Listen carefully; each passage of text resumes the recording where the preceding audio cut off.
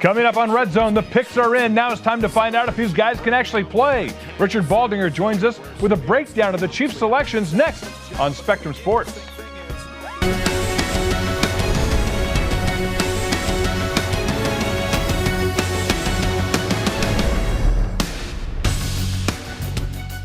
And with a half an hour to go until the Browns are on the clock, Ian Rappaport, what are you hearing about in the draft buzz? Rich, there's two teams we are keeping an eye on now. First of all, the Kansas City Chiefs. I am told they are making the most noise of any team plotting a potential move up. The Kansas City Chiefs no longer have a first-round pick. Wow. They just traded it along with the 91st overall pick to move up 17 spots. All right, 30 seconds, we'll turn it in. Don't drag it out. Okay. We're good? Let's turn it in. All right, read it back to me and then let's turn it in. With the 10th pick in the 2017 NFL Draft. Card is in. All right, congratulations. The Kansas City Chiefs select Patrick Mahomes, the second quarterback. I tell you what, our entire group here is really, really excited. Andy and his offensive staff, they're going to do a great job with it. I told you were going to get this call. Huh? It's a great night, great day. Enjoy it. And there you have it. Hello and welcome to Red Zone with Richard Baldinger. I'm Lee Fleisig. With all the excitement over the Chiefs' #1 draft pick, Richard, comes news of a former #1 draft pick that we start with. The Chiefs have picked up the option, the 5th-year option, on Dee Ford's rookie contract. That, according to the Star's Therese Paylor. Ford was under contract for 2017 at $2.5 million, but teams have until Wednesday to add another year to first-round picks, and GM John Dorsey tells the Kansas City Star it was a no-brainer.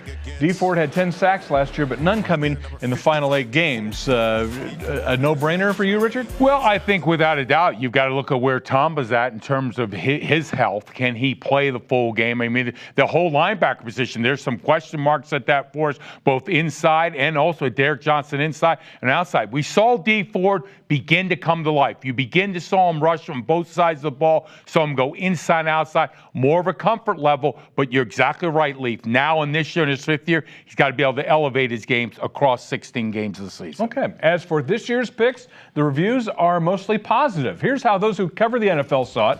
Therese Paylor, the Kansas City Star, likes it a lot. He gives John Dorsey an A, mostly for aggressively moving up and grabbing the quarterback, Pat Mahomes. The NFL Network, a little less excited at a B+. CBS Sports and USA Today keep the Chiefs above the 80% line with a B-.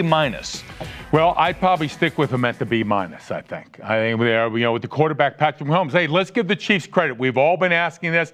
I came to Kansas City in 1983, so I understand it. This is the first time they made that move. When you look at Patrick Mahomes, if you look at all the intangibles, had his physical skills, if he can channel that in to what it takes to play in the NFL with the consistency and understanding defenses, yes, this man has a bright future. All right, the Chiefs draft will be judged by the #1 pick, Pat Mahomes. The Chiefs were aggressive, moving up to the 10th pick in the draft to get the Texas Tech quarterback. A 3rd-round pick this year, a first-rounder next year. Richard, it was a high price, but if indeed he was the guy that they liked, was it the right price? Well, it is for them if he's the right guy. And his guy, Andy Reid's willing to elevate his game. Is again, when you watch him on film, you see a lively arm. And the one thing you like about him is he got the quick release. And it's the one thing that separates those quarterbacks in the National Football League from the average to the great is the quick release. Now, it's the footwork. It's the movement in the pocket. And as me and you talk about, it's no longer zone, spread, offense coordinator telling you to throw to one spot. Now you got to look the whole field and understand why coordinators are doing what you do. Those are the learning curves for the young man. The Chiefs were thrilled to grab their quarterback of the future. Well, a lot's made out of the fact that we haven't taken a quarterback in the first round in 34 years, and a year from now we're not going to have to answer that question. Fortunately, because we're delighted to have Patrick here, it's a tough decision because we've all seen a lot of #1 quarterbacks who were taken in the first round not work out. Our coaching staff and our GM feel differently about Patrick. They think he's going to be a franchise quarterback. And how vivid are your memories of being out on the field with him or being in clubhouses with him and things like that? And is that sort of part of what prepares you for this? Yeah, definitely, especially seeing those superstar players. I mean, to me, my favorite player when I grew up was Alex Rodriguez, and I remember when he was on the Rangers playing with Alex and how hard Alex worked. That really stuck with me, just seeing him hit on the tee for hours. And you think, man, you're hitting home runs every single game. Why are you hitting on the tee for 2 or 3 hours? I mean, that's the stuff you see and you remember as a kid, and it sticks with you. All right, Richard, you were a grizzled offensive lineman. This kid steps in the huddle. What does he need to do to command that huddle and let the rest of his team know that he's there to play? Well, it's also about making plays. It's consistency, understanding everything on the field, directing the huddle, the personnel, the plays. Remembering, right, in this spread offense, it's pretty much we're doing play number one. Everybody knows what the play is. That's it. Now you got to be able to spit out all those words that come with the West Coast offense. Being decisive. If a mistake is made, hey, let's get back in the huddle. I understand what I'm doing. So the people are going to see, he's young, but they want to see that leadership. They want to feel that energy from him. Listening to the press conference, it sounds like it, but then again, Leaf, it's getting it done on the field. Kenny Tripolium's had a chance to visit with the Chiefs' newest quarterback.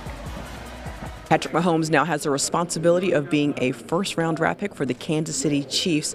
How has your relationship with Cliff Kingsbury changed since the end of the season?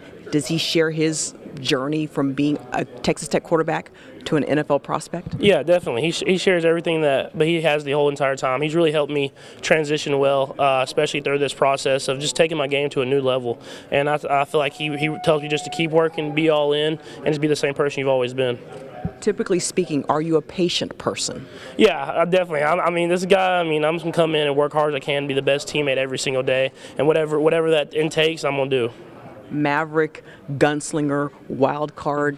Those are some adjectives we've heard to describe you. How do you describe yourself? Yeah, I'm just a guy that's going to come in and just be hardworking, passionate guy, competitive, and I'm just going to go out and just be the best I can possibly be every single day. Andy Reid and John Dorsey were in Green Bay as Brett Favre and the program transitioned into Aaron Rodgers. How does having that basis of a foundation help you in your development as an NFL quarterback? Yeah, just with Coach Reid and how he develops quarterbacks in general. That you just come in and you know you're going to get coached well, you get coached hard, and that's what you want, especially as a young quarterback coming in. How do you maybe refine your technique without kind of smothering that passion and that aggressiveness that you play with? Yeah, you got to keep it. You got to keep that passion and aggressiveness, like you said, but at the same time, you got to be within the offense. You got to really take what's given to you, and I feel like just learning from my mistakes, practicing hard, practicing like if it was a game, I think that will help a ton.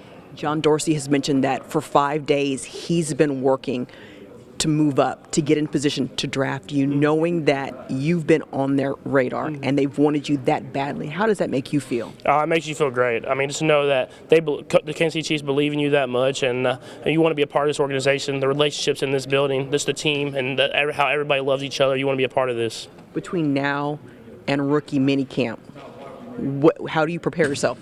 Just trying to build a foundation, build something that when you come in, you're not totally blind. You have a foundation from the West Coast offense, and that's what I'm gonna try to do is just talk to as many people as I can and really just learn.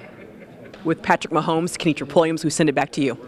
KP, thank you. Before the draft, the Chiefs were adamant that Alex Smith was their starting quarterback in 2017. And though the drafting of Mahomes may change that this season, does it put more pressure on Alex Smith, Richard? Without a doubt. Come on, we've all been around this sport long enough to understand when you give up 2 first-round draft picks for a young man, Alex is not going to have much lifeline. The oxygen on that bottle is limited right now. So he's feeling the heat already. But we know Alex Smith is a leader. We know what he means on the field. Maybe the numbers aren't there all the time, but things can happen. So it'll be a challenge for him. He understands that everybody in their NFL career goes through this. Sooner or later, the youth comes in and understands he's going to have a tough schedule, starting out with New England. And this is a team, Lee, that's why I'm saying it, the last couple years has struggled in the beginning part of the season. Mark my words. They struggle in the first couple of games. Patrick Mahomes are going to be pounding on the door. Well, it becomes much more cap-friendly to cut Alex Smith after the 2017 season. And Mahomes becomes a much cheaper option. His total deal, less than Alex Smith for 1 season. Yeah. And that's part of it. And next year, when you look at this in depth of the linebacker position next year, you look at defensive line, changes are going to be made in some of the offensive linemen. They're going to need moving. They're going to need room in the salary cap. That's why, to me, Patrick Mahomes, one of the reasons why he got drafted. All right. Up next, Baldy breaks down rounds 2 through 4. That's next here on Redzone on Spectrum Sports. Welcome back to Redzone here on Spectrum Sports, taking a look at the Chiefs' 2017 draft class. And you can call him Trader John. John Dorsey making the moves over the 3 days of the draft. This was the first year that teams were allowed to trade their compensatory picks. So the Chiefs turned 10 original picks into 6 players. Dorsey made the trade to get Mahomes, then traded 3 picks to move up in the 3rd round, picked up a 5th rounder by trading tight end James O'Shaughnessy, and finally gave up 2 5ths to grab a 4th to get a wide receiver. So let's look at the rest of the draft class, beginning with the 2nd round pick, Tano Passanio, a defensive lineman from Villanova, who you saw play in college. What'd you think? Well, Coach Andy Talley there, who's legendary at Villanova University, had talked a long time, and I remember that week when we were doing the game studies. And this man, you look at the physical talent, the long arms he has, his flexibility, his ability to use acceleration, the speed, his tackling. There's so many good things. Now, listen, you're playing against Rhode Island, Colonial Athletic League. There's that. You have to look at that level. But this is somebody you saw on the field just from a strength-wise, Lee, that could play right now. Strength, that's the first thing I look for. How did he handle a double team? How could he handle single team? He could just dispose of people at that level. That's why I'm thinking he can step in right now and be someone who can contribute immediately for the Chiefs. John Dorsey was happy to add some depth on his offensive line. I think he can do it because he understands how to use his length. And he's got long levers, long hands. He understands how to use his length. I could envision him kicking down to the 3 and passing situations and doing like Justin Tuck used to do for the Giants when he would kick down to the 3 technique and disrupt the. I'm not comparing him, but I'm just saying use him in that type of scheme. Okay, Chiefs made a move in the 3rd round to get Toledo running back Kareem Hunt, who looks to be a good fit for Andy Reid's offense. Yeah, first of all, let's say talking coming out of the backfield, catching football. It's got some soft hands. I remember seeing his game against Western Michigan. And the one thing you like about this guy, when you do games at that level, Lee, you want to see people just running away from defenses. He could do that, whether between the tackles. He had some very quick feet. He could sidestep. But once he broke the first level, if you didn't tackle and brought him down, he didn't come down on one-arm tackle. Got some acceleration. I just look at him as a 3rd running back filling in with Spencer Ware as a guy who could come in on screen passes, good vision, definitely be someone who's productive. And and I know, these running backs in the National Football League tweak an ankle here or there, you can never have enough of them. Well, the Chiefs think they've found an NFL-ready running back. The board you could see that where we were positioned at that particular round, we had to go up, else we would not have gotten that running back there. So we decided to go up. We really like his running style. We like his contact balance, his ability to run the ball. I think he had 48 receptions this year.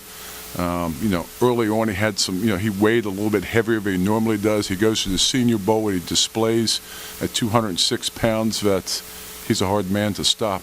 He's a pretty good running back. You guys are gonna like him. Kareem's tough now. He's a tough back. 5,000 yards rushing, 700 carries. Great balance. I mean, off the chart balance. Really special.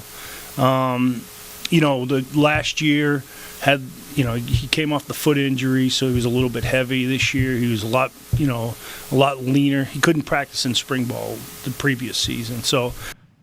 All right, in the 4th round, the Chiefs add to their offensive firepower with wide receiver J.U. Chesson from Michigan.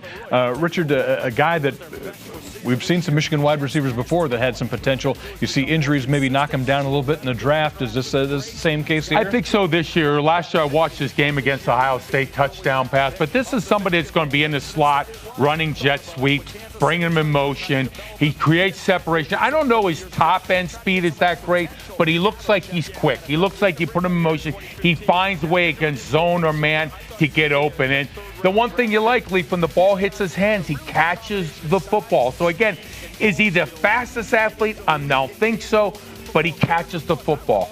And I will say you one thing about Kareem Hunt. 2 years ago, when Coach Campbell was the coach there, who's now up at Iowa State, he said Kareem Hunt, he goes, I could line him up as offensive guard because he'll go knock some people down. Well, this pick, the Chiefs like the value they got for 2 5th-round picks.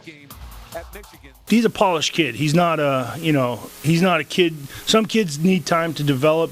He's not the type of kid that will need too much time to develop just because he's smart, he's tough, he's got physical tools. He's a 4-year player there, so it's not like a guy that's only played 1 year or a guy that's only played, come out early. And so this kid here is, again, Michigan, really smart, been productive, been a player, been on the field. doesn't miss games, doesn't miss practices. He's full time. Richard, at least from the name game, maybe the names aren't there, but the talent in the positions that you talked about, running back and wide receiver, the Chiefs do add to. Yeah, and the one comment you like to hear is he makes practice, doesn't miss practice. Believe me, in the National Football League, Bill Parcells always said it best. It's not about ability, it's about availability. You need to practice every day because things change. You got to be on the field. Like to hear that about the young man. All right, up next, Baldy looks at the end of the draft. The Chiefs picks in rounds 5 and 6 when we continue here on Red Zone on Spectrum Sports. And figure out what they're going to do at the quarterback spot. Elijah Mitchell hesitating, and he pays the price. And now there is a scrum behind the play as well. The Chiefs found a hard-hitting linebacker in the 5th round, but one with a bit of a troubled past. Kicked off his team at Florida State, finished at Georgia Southern. Ikime Eligwe is the team's 5th-round selection, 6'2", 239. Richard, a linebacker that you could easily see fitting into the Chiefs' defense, I would think. Yeah, the one thing I liked about the young man is just studying the film, and I'm glad things worked out for him in Georgia Southern. He got his life back to order. Listen, a lot of young guys make mistakes, so you like to hear that. But the one thing I liked about him, Lee, tackle to tackle, he can take blockers on and shed them. So many guys now at any level in college at the linebacker position, very good running and in coverage, but all of a sudden they got a 340-pound guard coming at him. Can you rock their socks? This young man, I think, could step in, and that's where I think with a situation with Derek Johnson, maybe we have a guy who has the capacity physically to handle that position. That's what I liked about it on film. The Chiefs decided the risk was worth the talent. An inside backer, will linebacker. He did play outside for them. He did some rush stuff in special situations. He did some of that stuff at Florida State too. But for us, right now, he's an inside guy. How are his eyes? His eyes? He's got good eyes. He's got good eyes. He's only started one season. So if you watch the beginning of the tape to the end, I mean, you're going to see a kid progressing in terms of his instincts and how he sees the game. But by the end of the season, he finds the football, and that's the biggest barometer in terms of eyes usually is can he find the football, and the kid finds the football. So. All right, and the Chiefs finished their work with USC safety Leon McQuay, whom the Chiefs see as a possible corner or even nickelback. Richard, you see the run in the NFL on wide receivers and defensive backs, the two very, very important positions. Yeah, you got to have the cornerbacks because what are we over 50% of the time? Offenses are in some type of spread, which is 4 or 5 wide receivers, so you got to have people line up. I don't think this young man's going to play safety, 192 pounds. I think he's going to be a corner, nickel, dime situation in the slot. It looks like to me in the film what I've seen, and it's limited, that he looks like he has the hips he can turn and flip and run. I don't think he's big enough and strong enough at a safety position to run with the tight end. So, again, I see him filling in on that nickel situation. The Chiefs address another need in their defensive backfield. More as a corner, possibly as a nickel, which off of some of the tape that you saw at SC, just the movement skills, the hips, the athleticism, the speed, the length. I think that right now, primarily, that's what we're looking at him as. Did they use him a lot at SC like that? Well, what part of his role as a safety in the defense that they used was that he'd come and roll down and play on number 2 a lot in a lot of man coverage type situations. So really, that's very similar to how we would use our nickel and stuff with our defense. So. Every year, John Gruden brings the top quarterback talent to his Florida offices for his Gruden quarterback camp, and he liked Pat Mahomes a lot. Here's a sample of their time together. People have no idea what the hell you're doing here. You're doing all this on your own. You recognize the coverage, yes, did you? Sir. Did you know it was single high man? Yes, sir. I knew they were in man. Knew I had that inside receiver that can win. Liked the matchup, checked it and threw it. Hey, that's awesome, man. You know what I love what you did? Is you held that free safety with your eyes. Just a slight look off. It's just enough to get him right to make the throw. That's a great job. Can't coach that. That had to feel good, did it? Yes, sir. Felt great. I mean, when you can recognize and then communicate and then execute, that's what this play is right there. Yes, sir. Remember those letters, RCE? Yes, sir. You recognized the coverage, you communicated the route you wanted, and then when it's all said and done, you executed at abnormally high level. That's just sensational. RCE.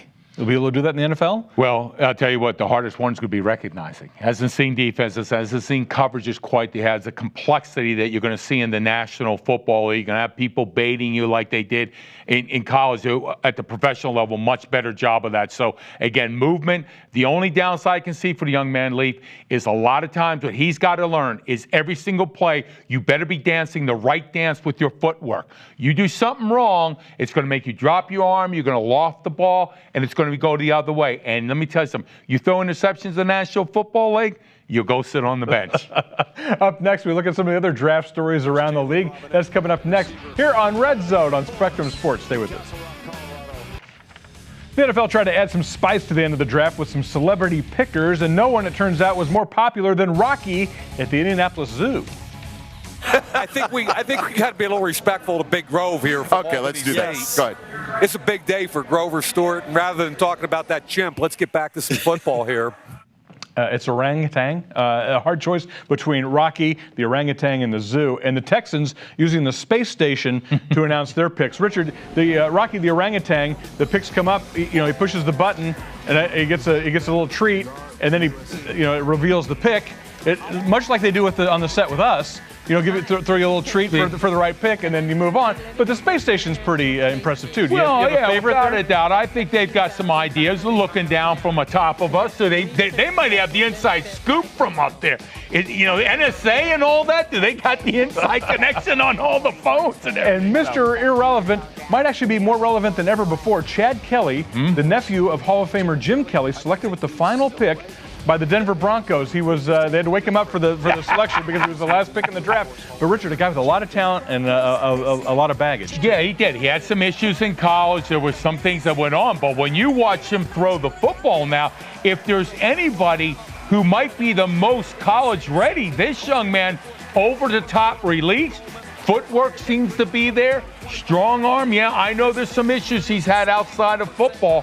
And maybe the young man can overcome that. But when you watch him on tape, that ball's out quick, too. So that would be something for the young man. It really would be. And the odds makers in Vegas say the draft has little to do with what they set for the odds from 2017. But the Patriots, the leaders for most wins next year. The Raiders, the top team in the AFC West with 9.5 wins. They have the Chiefs at the over-under of 9 wins. Richard, it has been an absolute pleasure talking football with you over the years. It. I've had some great times.